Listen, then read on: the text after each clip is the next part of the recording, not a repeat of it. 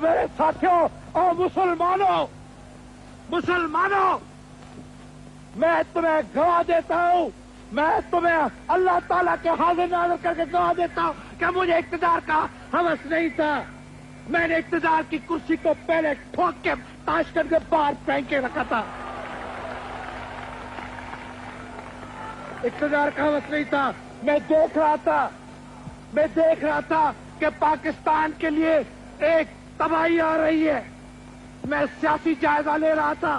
مجھے معلوم تھا کہ یہ مقابلہ نہیں کر سکیں گے، یہ حال نہیں ہو سکیں گے، ان میں وہ اہلیت نہیں ہے، ان میں وہ سیاسی قابلیت نہیں ہے، یہ عوام کے نمائندے نہیں ہے، یہ کام کو بگاڑیں گے، یہ کام کو بڑھائیں گے نہیں، ان کو سیاست کی کوئی سمجھ نہیں ہے. اس لیے میں کہہ رہا تھا او خدا کے لیے عوام کے نمائندوں کو اقتدار دو. کیوں میں اقتدار چاہتا تھا؟